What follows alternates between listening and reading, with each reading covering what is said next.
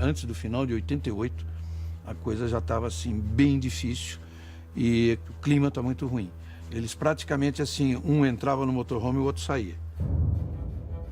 Aquela recepção que o Prost deu ao Senna em 88, recebendo o Senna como um garoto prodígio, bacana, vai ajudar a equipe a crescer, ganhou um campeonato aqui legal, tal. Aquilo acabou no começo do ano porque o Prost também era um piloto muito competitivo. Alain achava que Ayrton estava recebendo tratamento preferencial da Honda, o que não sei se era verdade ou não. No final de 88, Prost se reuniu com o dirigente da Honda e ouviu dele o seguinte: as pessoas que trabalham na equipe Honda são todos jovens e eles veneram Senna porque veem Senna como um samurai. Eu me lembro de uma entrevista que eu fiz com o engenheiro-chefe da Honda. Ele virou para mim e disse: as qualidades morais dele e as qualidades dele de profissional são as que nós louvamos nos nossos samurais. Ayrton era uma pessoa normal, apesar de ser um super piloto e um super engenheiro. Esbravejava, sofria. O japonês tem apreço por pessoas normais que fazem coisas grandiosas. E ele ficava até 10, 11 horas da noite, meia-noite, reanalisando os dados, detalhe por detalhe, volta a volta de cada roda, e ele tinha a sensibilidade de dizer: aqui a gente pode ganhar 2 décimos, aqui a gente pode ganhar 1 décimo. E os japoneses, atônitos, não conseguiam entender como é que ele conseguia ter tanta informação e concluir essas informações que a telemetria iniciante estava dando para ele. E ele ia jantar e levava uns mapas dos treinos. O Galvão tentava tirar da mão dele, esconder, botar embaixo de um prato. Ele falou: não, eu preciso ver isso. Você é mal educada, vamos jantar. Senna na pole position, por dentro, Prost a seu lado.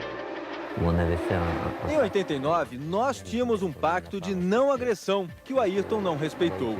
E ele ficou muito contrariado porque a discussão ultrapassou os limites da pista e se tornou pública. Senna vai tentando abrir o máximo nessa primeira volta. Briga só na segunda volta. Era um acordo de boca do Ron Dennis com os 2 pilotos dele.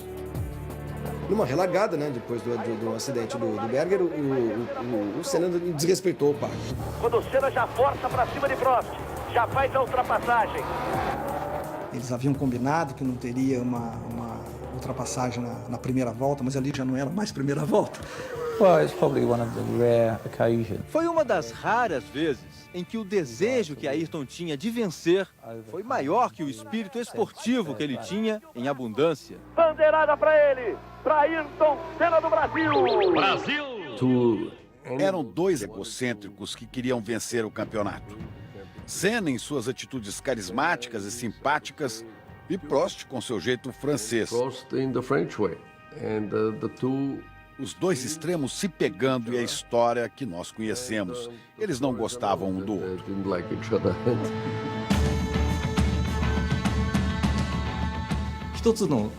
Na prática, havia 2 equipes dentro da McLaren por causa das desavenças e dos conflitos que existiam.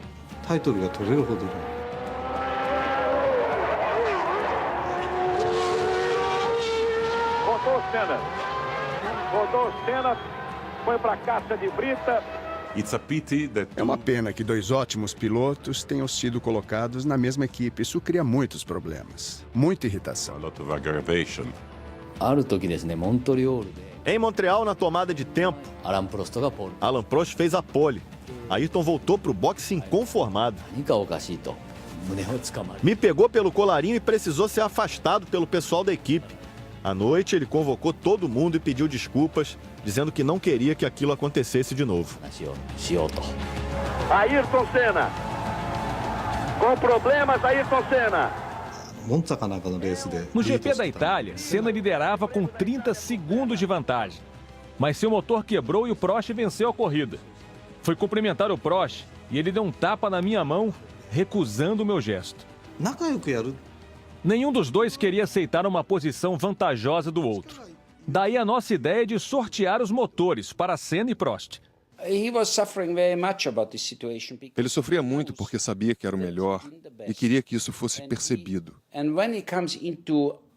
Mas quando começava a discussão sobre a Honda estar dando a ele melhor material, Ron Dennis estar apaixonado por ele, a McLaren apoiando e tal, A percepção de que ele era o melhor se perdia. E ele odiava isso porque era muito competitivo. Foram 2 anos muito difíceis para ele. Não é uma gracinha? Pra minha descoberta de 88, Feliz Natal, Feliz Ano Novo. Xuxa. Quando ela estava presente, ele parecia um garoto de colégio. E ela fala que foi o amor da vida dela. Que se não foi o amor da vida dela. Era muito bonito de ver os dois juntos na pista. Ela toda fofa com ele. Era algo que a gente não via. A mulher do piloto. Ele ficou apaixonadésimo, de 4. E a impressão que eu tenho das outras pessoas contando é que ele não queria contar para a imprensa o que ele come no jantar, nem qual a roupa preferida dele, nem nada. Começou aquela especulação que o meu relacionamento com a Xuxa era promocional, era uma jogada. Isso foi, inclusive, uma falta de respeito muito grande com ela. Mas, entre todas as dificuldades, o carinho e a afinidade e o sentimento prevaleceu. E a gente está muito bem. E é por aí.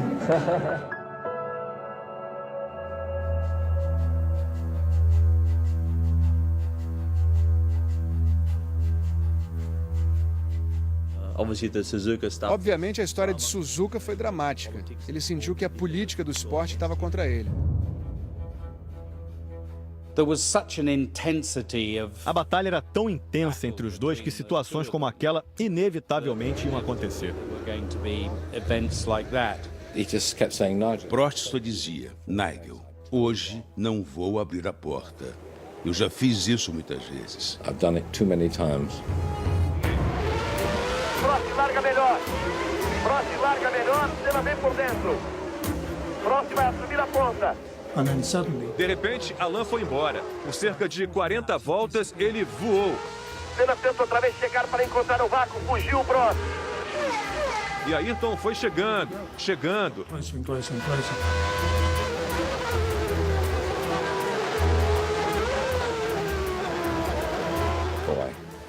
Foi demais. Carros iguais, os 2 melhores pilotos do planeta, absolutamente no limite.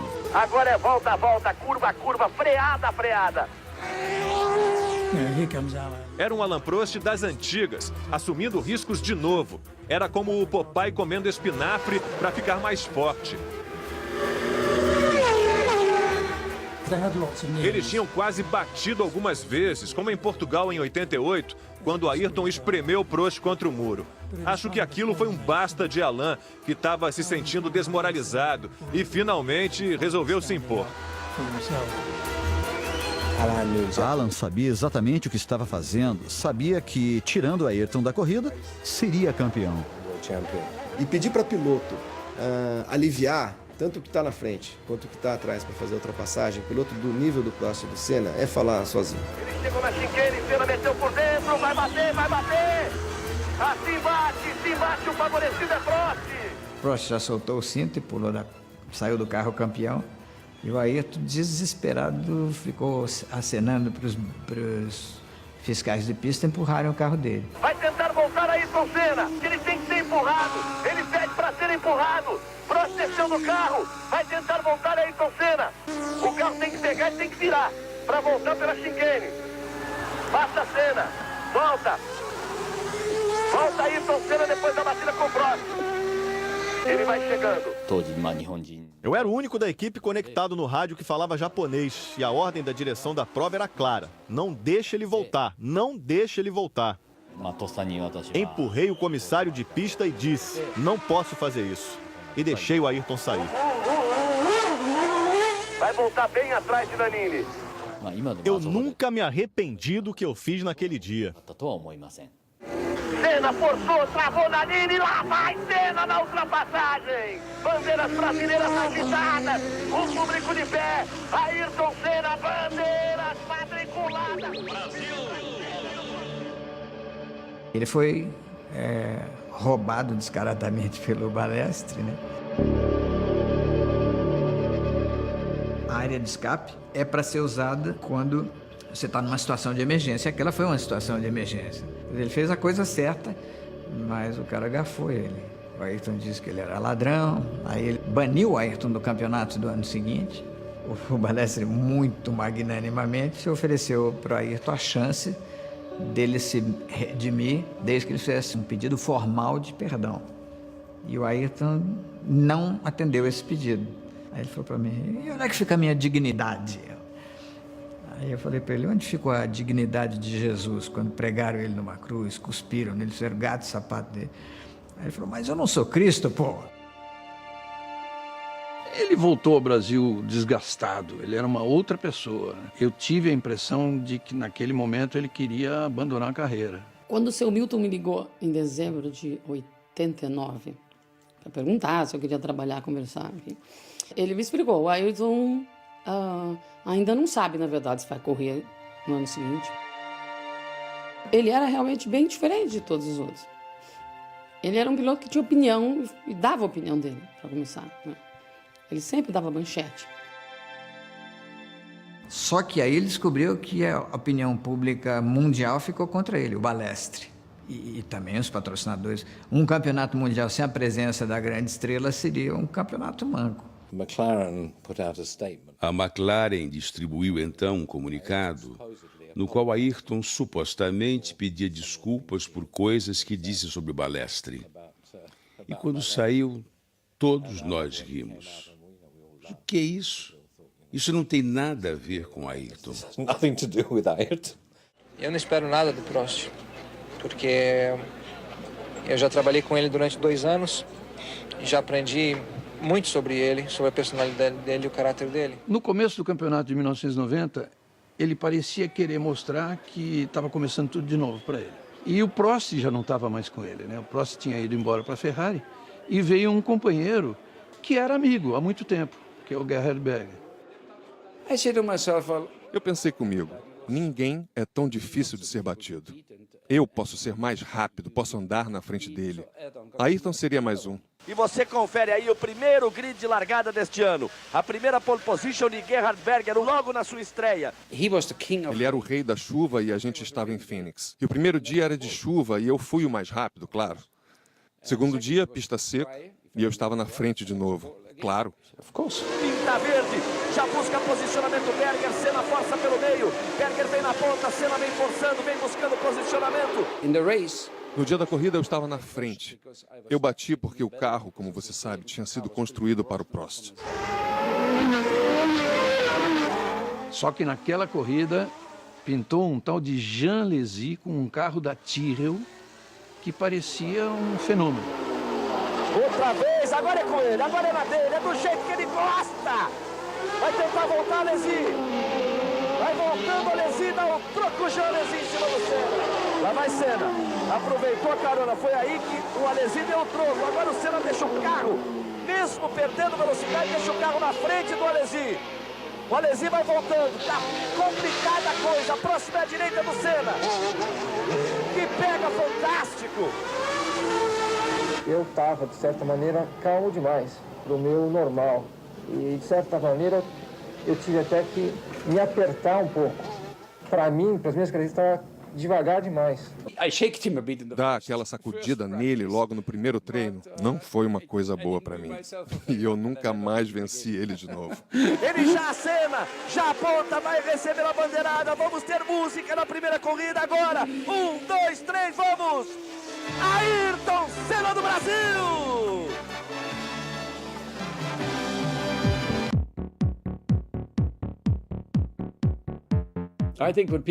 Quando se tratava de ultrapassagem, os caras viam aquele carro dele atrás e reconheciam um capacete. Oh, meu Deus, é o Senna, vai me passar. Senna está vindo. Você sai da frente ou vai acontecer um acidente. A decisão é sua, porque ele já pensou e tomou a decisão dele. Senna fecha, tenta subir a ponta. Que situação difícil, situação difícil. Ele até discutia, quando ele tinha uma crítica, ele gostava de discutir, para saber se o jornalista tinha razão ou não. Agora, não podiam dizer que ele era um piloto precipitado. E ele falava comigo assim, eu não sou precipitado, Eu passo na reta, eu passo na curva, eu passo em qualquer lugar. Porque a hora que eu vou passar, eu olho, tem um espaço para passar uma jamanta. Você não tem que deixar ele embora. Olha aí, olha o que fez Nigel Mansell. Tirou Ayrton Senna da prova. Na pista, eu acho que ele era meio audacioso às vezes, né? E era levadinho, né? Porque ele, quando cismava de ultrapassar ou qualquer coisa, ele não queria nem saber. O Ayrton tinha uma coisa estranha. Ele era capaz de ser muito agressivo na pista, mas se um piloto se feria, ele era o primeiro a parar, sair do carro e correr para ver se estava tudo bem.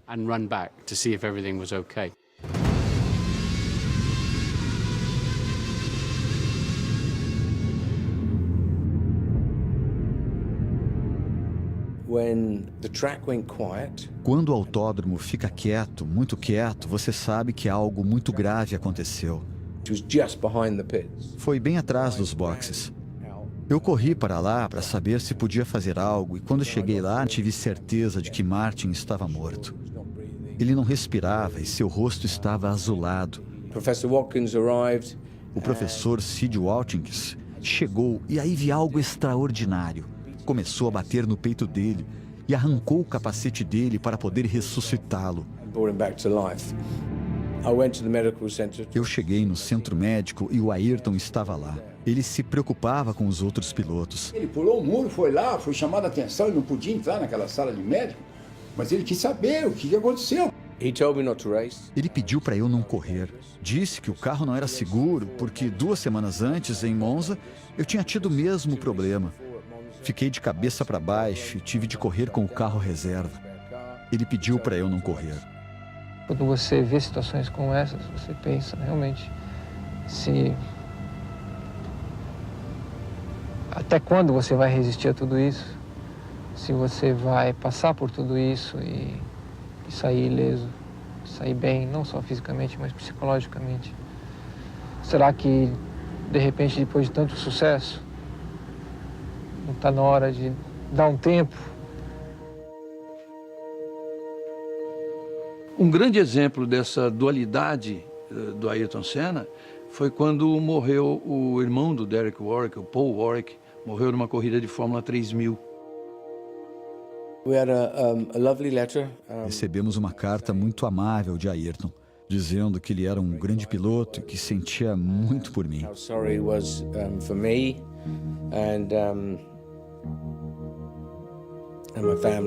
E pela minha família. Era uma pessoa que se preocupava. Não era aquela pessoa dura e difícil da pista. Teve um sentimento que foi especial. Significou muito para minha família que uma pessoa importante como Ayrton Senna arranjasse tempo para esse tributo, dizendo que um grande piloto deixaria saudade.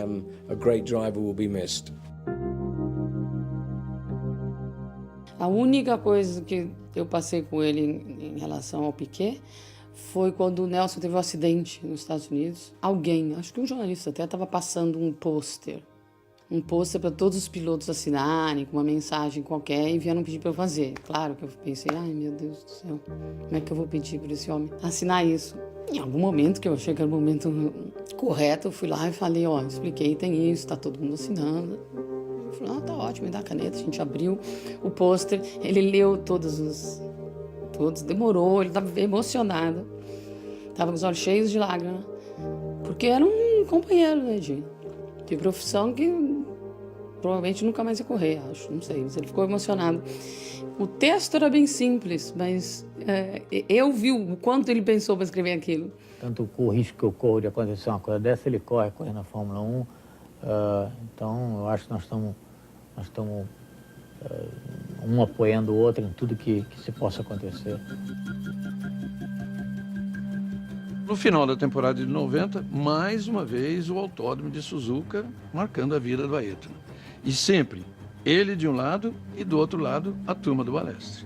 Ayrton Senna leva a vantagem de 9 pontos, leva a vantagem de uma vitória. Vale o título mundial de 1990. Ele é o pole, vai largar no lado limpo da pista, inverte a posição da pole. Ele questiona isso com os comissários e mesmo assim não mudam, botam ele para dentro. Eu estava com ele no paddock antes da corrida. Eu largaria logo atrás dele e ele disse: preste atenção que você vai ver um bom show hoje. E aí vem eles chegando. Senna vai largar por dentro. Um pouco mais à frente. A primeira curva é tomada à direita. Prost na primeira fila por fora. Ele depois me disse, ou eu fazia a curva em primeiro ou não tinha curva. Sobe o giro dos motores, luz verde. Senna tenta arrancar na frente. Prost largou melhor e tomou a frente Prost. Eu acho que o Ayrton viu o espaço e foi pro espaço. Ele deixou o Prost decidir. E o Prost decidiu. Tomou a frente Alain Prost. Senna força, vai por dentro. Aí a batida dos dois. E aí, se seguir a prova, é final de campeonato. Se seguir a prova, é final de campeonato. Botou por dentro na curva 1. Quem acha que não tinha que entrar, o Prost, né? Na sua maneira de pensar, era lógico. Ele acreditava que tinha o direito de punir aquele que um ano antes havia roubado o seu campeonato, o que era verdade. O Prost sabia que tinha jogado o carro em cima do Ayrton um ano antes. Tanto que eles descem do carro e um não fala com o outro. Senna e Prost, Senna das costas para Prost. Das costas para Prost. Só um louco faz uma coisa daquelas. E ele fez frio, direto. Pá, pum, pá, resolvi o meu problema. Mas há um limite, e acho que ele ultrapassou o limite naquele dia. Para ser sincero, acho que foi provavelmente a pior coisa que já vi numa pista de corrida. Havia 24 carros bem atrás deles. Aquilo foi uma falha de caráter do Ayrton. Eu preferiria que ele ganhasse o campeonato de outra maneira. Foi uma fase triste da Fórmula 1. Foram títulos decididos com atitudes anti-esportivas. Alguém pode dizer, olho por olho, dente por dente, um troco dado um ano depois. Aqui para você, Balestre, aqui para todo mundo. Esse é um lado da Fórmula 1 que eu não gosto de ver.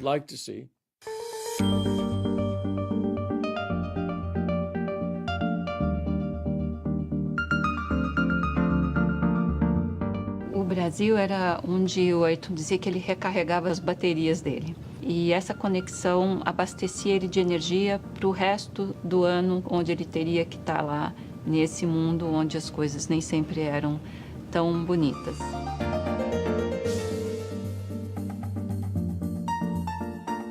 Como ele ficava pouco no Brasil, quando ele chegava era um dia de festa, assim, em casa. Chegava, a gente saía, a criançada saía correndo, pulava em cima dele, começava a puxar o cabelo, fazia maior folia.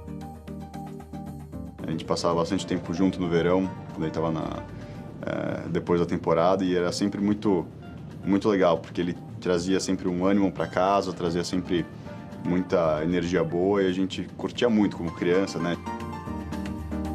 Era como se fosse um paizão, assim, sabe? Aquele que dá conselho, que dá uma bronquinha se você faz alguma coisa de errado, mas também, tipo, tirador de sarro. É muito diferente ver ele na pista, né? Trabalhando para o que ele era na vida pessoal. Ele amava todos os hobbies dele, aqueles aeromodelismos.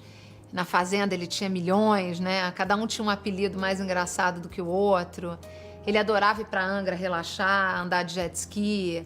Quer dizer, na verdade, ele relaxava quando ele estava no Brasil. Ele conseguia se preservar de alguma forma ali. Christine ainda ficou uns 2 anos. E eu só a via no Grande Prêmios. Ela acho que viveu um momento dele bem mais, né, bem mais intenso. Ela viveu um ano que ele estava ganhando o campeonato, que ele estava ainda ganhando espaço. Christine estava com Ayrton e eu namorava a Ana, que é portuguesa e viveu uns tempos no Brasil. Passamos muitos momentos juntos. Passamos férias no meu barco. Fomos juntos para os grandes prêmios, éramos um pequeno grupo muito unido. Mas a Christine é uma pessoa mais do jeitinho, assim, mais quieta, mais low profile. Eles tiveram, pela minha impressão, uma coisa assim, mais caseira. Compraram uma casa em Portugal. Ele era um cara que não bebia, ele era um cara que não ia pra noite. Quer dizer, ele era focado no trabalho dele. Meu desejo de sucesso e de vitória é tão forte, Galvão, que tudo o que for necessário ser feito em termos de dedicação e trabalho para atingir o objetivo, eu coloco. Aí o Senna. Lá vai ele. Uma volta. Mihaly Ridassi aponta para ele uma volta, tá ali o Mihaly. Volta final. Ele virou 25-1. Patrese 24-7. Essa era a corrida que faltava. Essa era a vitória que faltava. O Ayrton queria muito ganhar no Brasil, porque todas as vezes aconteceu alguma desgraça e não dava para trazer essa vitória para cá. Aí vai ele. Tudo conspirava para que ele pudesse até abandonar a corrida ou ser ultrapassado dentro de casa. Não, foi o contrário. Ele vai deixando o misto. Vai no capricho Senna. Vai para quebrar mais um tabu. Senna vinha nos avisando pelo rádio sobre a perda das marchas. Começou a pular a quarta fora, da metade da corrida em diante. De repente, eu perdi totalmente a quarta, faltando 20 voltas para o final. As engrenagens, uma estava comendo os biquinhos e ia quebrar todas, então ele deixou em uma só.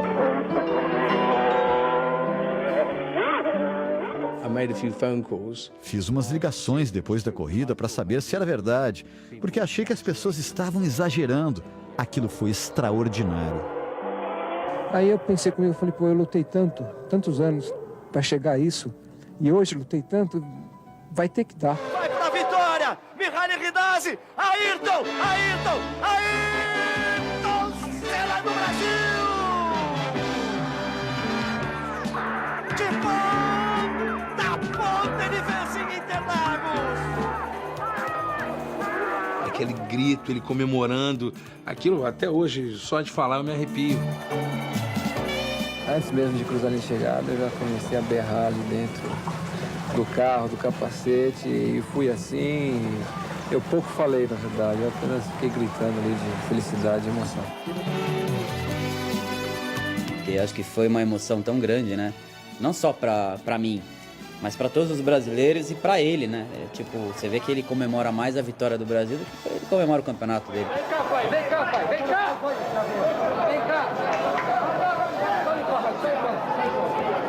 E ele, no final, ele levanta aquele troféu, né? Então aquilo ali me marcou muito. E ele levantando a taça e a taça, ele não aguentando. Não há dor que possa impedi-lo de comemorar sua vitória. Todos os grandes homens e aqueles que mudam o mundo são aqueles que não pensam pequeno, que não têm medo de chuva. Seja de que tipo de chuva for. Ele era o Brasil que dava certo, ele era o brasileirinho que ganhava dos europeus, ele era o cara que fazia o povo acordar mais cedo, ou dormir mais tarde, ou não dormir. Então eu acho que ele foi e sempre será o Ayrton Senna do Brasil.